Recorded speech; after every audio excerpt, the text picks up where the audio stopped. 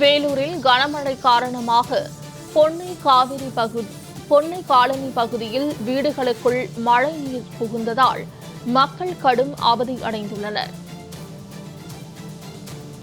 வேலூரில் கனமழை காரணமாக பொன்னை காலனி பகுதியில் வீடுகளுக்குள் மழைநீர் புகுந்துள்ளது.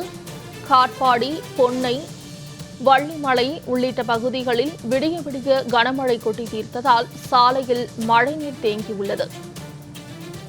இதனையடுத்து அந்த மழை நீரானது வீடுகளுக்குள்ளும் புகுந்துள்ளதால் மக்கள் பெரும் சிரமம் அடைந்துள்ளனர்.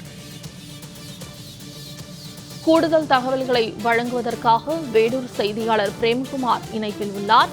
பிரேம்குமார், இது குறித்த மேலும் விவரங்களை பதிவு செய்யலாம். வணக்கம் மோனிஷா. வேலூர் மாவட்டத்தில் நேற்று காலை முதலே மாலை வரை வெயில் அதிகரித்து வெப்பம் அதிகரித்தும் வாட்டி வளைத்து வந்த நிலையில் நேற்று மாலை திடீரென கருமேகம் சூழ்ந்து இடி மின்னலுடன் கூடிய கனமழையானது பெய்ய தொடங்கியது. இதில் வேலூர் மாவட்டத்தில் பல்வேறு பகுதிகளில் இரவு முழுவதும் கனமழையானது பெய்தது.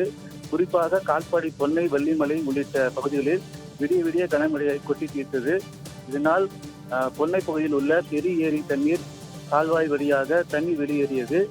அந்த வழியாக வெளியேறியும் போது கால்வாய் தூர்வாரப்படாததால் அந்த மழை நீர் பொன்னை காலனி பகுதியில் உள்ள குடியிருப்பு பகுதிகளுக்குள் சாலைகளும் விருந்து இந்த வெள்ளம் போல் பெருக்கெடுத்து ஓடியதால் இந்த வெள்ளம் அந்த பகுதியில் வெள்ளம் போல் பிரிந்து தேங்கி நிற்கிறது.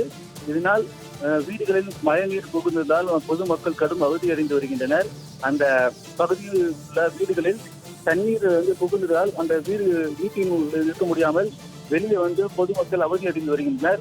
அந்த பகுதியில் உள்ள கால்வாய்கள் தூர்வார கோரி பல முறை அதிகாரிகளும் அரசு அதிகாரிகளும் முறையிட்டும் இதுவரை எந்த ஒரு நடவடிக்கையும் எடுக்கவில்லை என பகுதி மக்கள் குற்றச்சாட்டி வருகின்றனர். அந்த இப்ப தனி தேங்கி நிற்கும் இந்த சமயத்திலாவது போர்க்கால அடிப்படையில் அந்த பகுதி முழுவதும் சீரமைத்து தர வேண்டும் என அந்த பகுதி மக்கள் தண்ணீர் அந்த சீரமைக்க வேண்டும் கேட்டுக்கொண்டிருக்கிறார்கள்.